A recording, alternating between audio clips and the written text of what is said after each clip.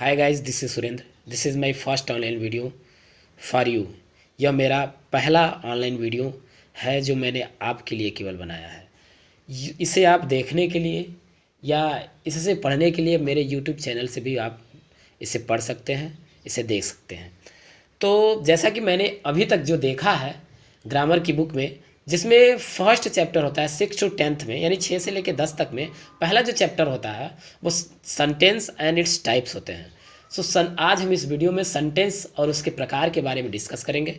तो सेंटेंस और उसके प्रकार के बारे में डिस्कस करने से पहले मैं आपसे कुछ बेसिक जानकारी देना चाहता हूँ या मैं कुछ क्वेश्चन आपसे पूछना चाहता हूँ। मेरा फर्स्ट क्वेश्चन से ये है, how many alphabet in English? English में कितने अल्फ़ाबेट होते हैं? तो आप में से ज़्यादातर बच्चों का यही कहना होगा सर 26 होता है। मेरे प्यारे बच्चों, दिस इज़ रॉन्ग। अल्फ़ाबेट 26 नहीं होते हैं। या कहा जाए किसी भी लैंग्वेज में अल्फ़ाबेट केवल एक ही होता है, अल्फ़ाबेट यानी वर्णमाला। तो आपके मन में ये क्वेश्चन बनेगा, सर जब अल्फ़ाबेट 26 होता नहीं होता, एक होता है, तो A to Z जो 26 होता है उसे हम क्या कहेंगे? उसे हम लेटर कहेंगे बेटा। उसे हम क्या कहेंगे? लेटर कहेंगे। अब लेटर को दो कैटेगरी में डिवाइड किया जाता है। फर्स्ट होता है वावेल्स, सेकेंड होता है कॉन्सोनेंट। वावेल्स जो होते हैं A E I O U, यानी 26 में से 5 वावेल्स को माइनस कर दिया जाए तो जो 21 बचता है वो आपका कॉन्सोनेंट यानी व्यंजन होता है। और हम और आगे बढ़ते हैं तो हम वर्ड की बात करते हैं, यानी अक्षरों से मिलकर वर्ड बनता है, वर्डों से मिलकर सेंटेंस बनते हैं और वाक्यों से मिलकर पैराग्राफ बनता है। तो आज इस वीडियो में हम सेंटेंस के बारे में, जो मेरा टॉपिक है अब तक का, सेंटेंस के बारे में हम पढ़ेंगे। तो सेंटेंस क्या होता है, इसको जानने के लिए हम सेंटेंस की डिफिनेशन को बता रहे हैं, उसे ध्यान से समझिएगा। जैसे लिखा गया है, इसे राइट किया गया है, a group of meaningful words which makes a complete sense is called sentence. यानी सार्थक शब्दों का वह समूह जिसका कुछ अर्थ निकलता है उसे हम वाक्य कहते हैं। एग्जाम्पल के तौर पर यहाँ राइट किया गया है, we are going to school. और जो सेंटेंस होता है बेटा, वो एक भी हो सकता है वर्ड का और एक से ज़्यादा वर्ड का भी हो सकता है। जैसे मैंने आपसे पूछा क्या कल आप विद्यालय जाएंगे, तो आपने उत्तर दिया सर हाँ। तो मैंने जो अपने सेंटेंस को एक लाइन में बोला, आपने उसका उत्तर एक शब्द में दे दिया। तो आपके शब्द से मैं क्लियर हो गया कि नहीं आप नहीं आएंगे, मैं जान गया, समझ गया, तो वो भी आपका एक सेंटेंस हुआ। तो सेंटेंस मेरा कहने का मतलब एक भी हो सकता है, एक से ज़्यादा वाक्यों का भी सेंटेंस हो सकता है। तो काइंड्स ऑफ सेंटेंस में हम आगे बढ़ेंगे, पढ़ेंगे काइंड्स ऑफ सेंटेंस। लेकिन काइंड्स ऑफ सेंटेंस में आगे बढ़ने से पहले मैं आपको बता दूं कि मेरे अगले वीडियो में आपको सेंटेंस एंड इट्स पार्ट यानी सेंटेंस के भागों के बारे में मैं बताऊंगा, जिसमें आपका सब्जेक्ट होता है, वर्ब होता है, ऑब्जेक्ट होता है। सब्जेक्ट में जीरंड भी हो सकता है, नाउन भी हो सकता है, प्रोनाउन भी हो सकता है, इन्फिनेटिव भी हो सकते हैं। वर्ब में मेन वर्ब भी हो सकता है, हेल्पिंग वर्ब भी हो सकता है, और मॉडल वर्ब भी हो सकते हैं या मॉडल हेल्पिंग वर्ब भी हो सकते हैं।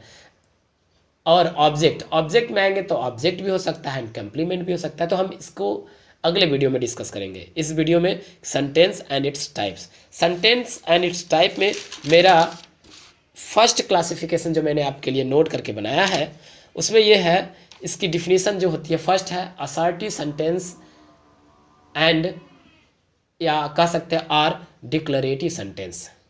असर्टिव सेंटेंस और डिक्लेरेटिव सेंटेंस यानी स्वीकारात्मक वाक्य या कथात्मक वाक्य। स्वीकारात्मक या कथात्मक वाक्य। Such sentence state a fact, opinion और एन आइडिया।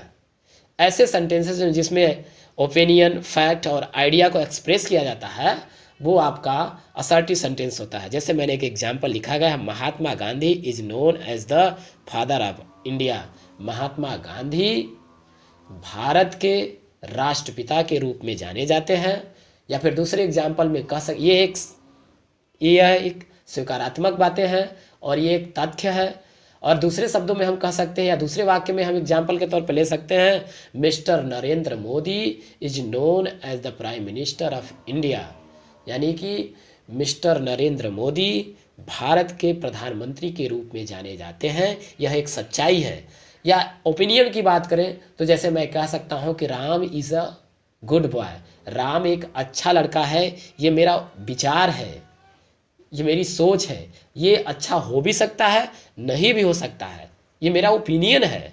अब इसके बाद हम आगे बात करेंगे इम्परेटिव सेंटेंस के बारे में। इम्परेटिव सेंटेंस के बारे में जब हम बात करेंगे तो इसकी डिफिनीशन ये है, मैंने राइट किया आपके लिए, such sentence are use to permit command or request, यानी ऐसे सेंटेंस जिसमें आज्ञा, आदेश, रिक्वेस्ट, एडवाइस ऐसी चीज़ों को व्यक्त किया जाता है या एक्सप्रेस किया जाता है या पॉइंट आउट किया जाता है, वैसे सेंटेंसेस में वो सेंटेंस आपके इंपरेटिव सेंटेंस होते हैं। एग्जाम्पल के रूप में मैंने राइट किया है, you me sit now, go there, sit here, let me go now. आप समझ सकते हैं किस में ऑर्डर किया जा रहा है, किस में रिक्वेस्ट किया जाता है या किस में परमिट दी जाती है। अब उसके बाद आगे चलते हैं इंट्रोगेटिव सेंटेंस। इंट्रोगेटिव सेंटेंस यानी प्रश्नवाचक वाक्य। प्रश्नवाचक वाक्य यानी इसकी डिफिनीशन ये होती है, such sentence are use to ask a questions, यानी ऐसे वाक्य जिसमें प्रश्न पूछे जाते हैं, जैसे आर यू प्लेइंग, क्या आप खेल रहे हैं, व्हाट इज़ योर नेम, आपका क्या नाम है। ऐसे सेंटेंसेस के लास्ट में क्वेश्चन मार्क्स यानी प्रश्नवाचक चिन्ह लगता है, जिसकी ये पहचान होती है कि यह इंट्रोगेटिव सेंटेंस है। और लास्ट में मेरा जो चौथा पार्ट है वो एक्सक्लामेटरी सेंटेंसेस है, ये इसके चौथे टाइप्स होते हैं। अब इसमें विस्मय आदि बोधक वाक्य, यानी इसका मतलब है विस्मय आदि बोधक वाक्य। Such sentence are use to sudden emotions, आपके भावनाओं को व्यक्त करने के लिए जिन शब्दों की सहायता होती है या पड़ती है उसे हम विस्मय आदि बोधक वाक्य या एक्सक्लामेटरी सेंटेंस कहते हैं। जैसे मैंने एग्जाम्पल के तौर पे लिखा है, how tragic, oh my god, it's amazing, और इसमें लास्ट में एक्सक्लामेशन मार्क्स लगा होता है। एक्सक्लामेशन मार्क मतलब एक खड़ी डंडी और नीचे उसके बिंदु होते हैं। और आगे बढ़ते हैं तो हम क्लासिफिकेशन 2 में देखेंगे कि इसके क्लासिफिकेशन 2 में भी 4 पार्ट होते हैं। फर्स्ट होता है अफर्मेटिव, सेकेंड होता है नेगेटिव। अफर्मेटिव यानी स्वीकारात्मक, इसको स्वीकार कर लेना, जैसे Ram is a good boy, इसको आप स्वीकार, अगर मैंने आपसे कहा कि राम एक अच्छा लड़का है, अगर इस बात को आप मान लिए तो अफर्मेटिव हो गया। Negative, Ram is not a good boy, इस बात को आपने नहीं माना तो ये नेगेटिव हो गया। इंट्रोगेटिव में आएंगे, अगर आप हमसे खुद पूछ रहे हैं is Ram a good boy, क्या राम एक अच्छा लड़का है, तो ये प्रश्नवाचक होगा, लास्ट में क्वेश्चन मार्क्स लगा है। उसके बाद आइए इंट्रोगेटिव नेगेटिव या नेगेटिव इंट्रोगेटिव भी कह सकते हैं, जिसमें आपको पूछा जाता है, जिसे हमने बताया है कि इसे डबल इंट्रोगेटिव भी कहा जाता है, why is Ram not a good boy, या इसको कहा जाता है डबल इंट्रोगेटिव नेगेटिव भी कहा जाता है। तो आज के लिए बस मेरा यही वीडियो है आपके लिए। अच्छे से पढ़िए, घर पे रहिए, स्वस्थ रहिए, stay at home, be safe.